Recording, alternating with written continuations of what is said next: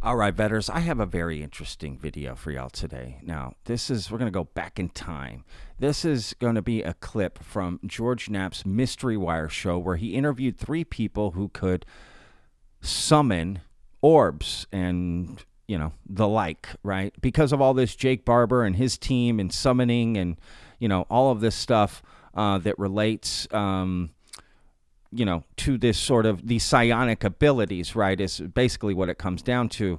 Thought I'd go back in time. Someone sent me this link and I watched it and I thought, okay, this is interesting, right? Because there's two videos in this, okay, that purport to show these three gentlemen right here that George Knapp is entering that you can see on the screen, summoning, orbs, right, and the like. So let's take a look at this clip. Again, George Knapp interviewing these three gentlemen who can apparently telepathically communicate with NHI and their craft and literally bring them out, right, into the open.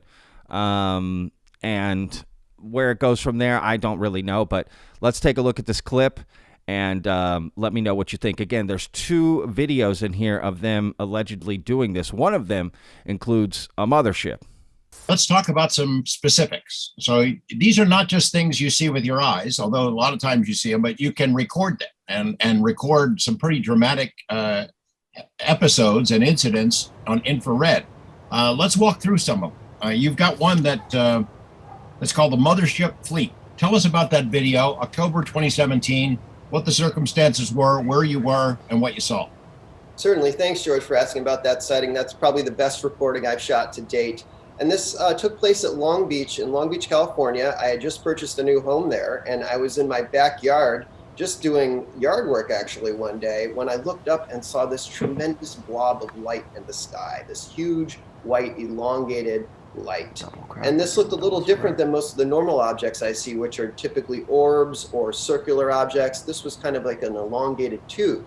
Now, when I saw this object, I immediately grabbed my camera, which is an infrared recording camera. I use a Canon SX60, which has been modified to record in full spectrum to see these other ranges of light that we can't see with our eyes.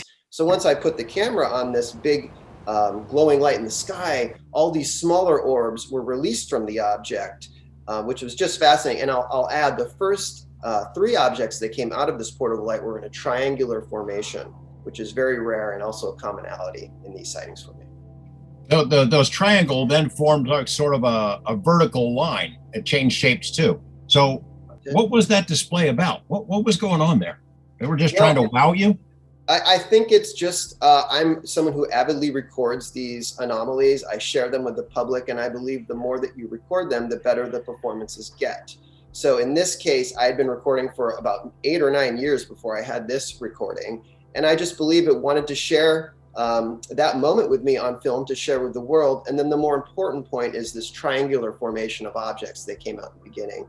I've had 3 other sightings that were also triangular formations, and that's a way for us to communicate with each other, to know that we are interacting, and it's kind of a basic form of visual display that we communicate with.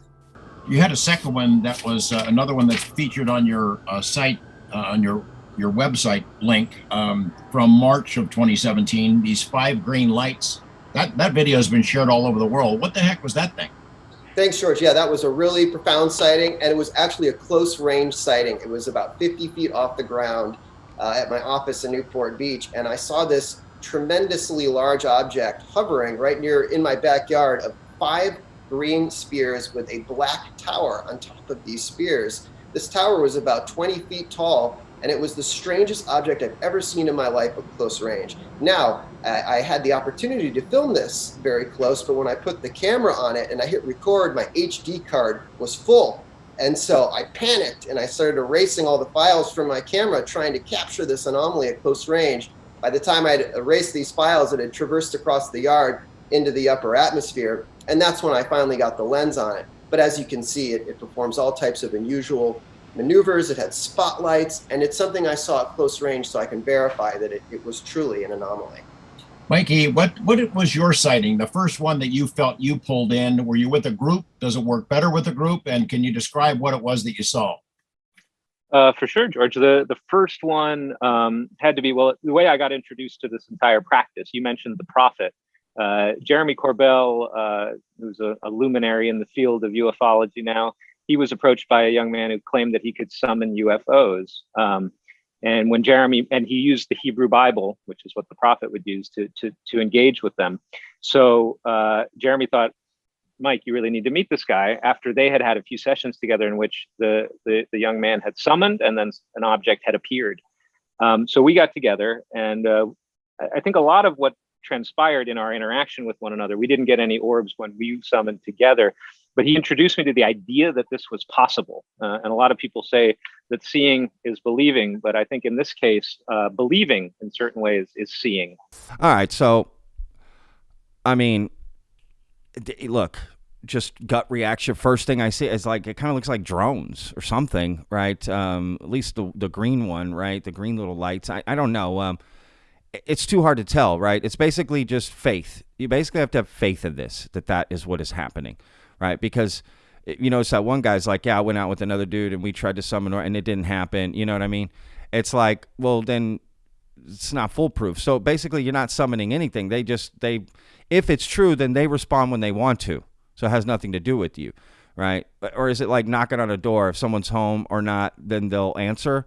I don't know, right? There's so many questions, not enough answers, right? But people say you can go out and do this on your own. You don't need any special abilities or, you know, anybody can learn how to do this, right? And it's basically like a sport of sorts, right? You have to practice it and get good at it, and then you can do it. Okay, you know, it is something you can do. Is it something I ever want to try? Here's the problem with that, right? People say, well, go out and try it for yourself, and then you'll know if it's real or not. Well, wait a second, right? Let's break this down exactly what you're asking people to try. Go out and communicate with a non-human intelligence, right, that I have no idea their intentions or what they're doing, and let them into my mind. What? I don't know what could happen, right? That just, to me, that's like jumping out of an airplane without a parachute. I just not going to do that. You know, I think trying that is the dangers that could be involved with that. If it's true, nobody could tell you. Right? Well, it's safe. Don't worry. I've had no problem. Well, that doesn't mean I won't. Just because you've had no problems doing it doesn't mean I won't. Right? You literally cannot guarantee the safety of any individual who tries that. And that's the problem. Right? It's such a wire act, right? A mystery wire act, if you will. But look, I appreciate George having those people on and talking to him. I've also had some people on the show that purportedly claim to have those capabilities, right? To summon these things. Again, it's one of those things. Well, just try it, and then, you know, don't talk about it unless you've tried it. Well, yeah, but you're asking me to try something that could be absolutely catastrophic to my mental stability, right? With no guarantee of safety, no protocols to protect me, right? It's a fine line. I mean, to each their own. You want to go for it, go for it. But the idea that I can just communicate with some non-human intelligence that I have no idea about, know nothing about, and essentially make a connection mentally with them. I mean, that just, I don't know. I don't feel comfortable doing that. I don't feel comfortable doing that at all.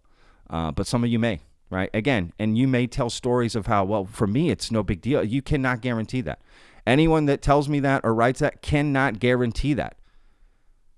You could say it all day long, but you cannot guarantee it. And if you're claiming you can, then I don't believe you. I mean, I just don't know what else to tell you. You literally cannot guarantee it, right? So, but again, to each their own. I don't know. What do you think of those videos and this story, right? And this whole idea. So anyway, let me know what you think in the comments. We'll see you in the next video. Remember, every day's a gift, y'all. Peace. I live inside my own world of make-believe. Kids screaming in the cradles, profanities. I see the world through ice covered in ink and bleach. Cross out the ones who heard my cries and watched me weep.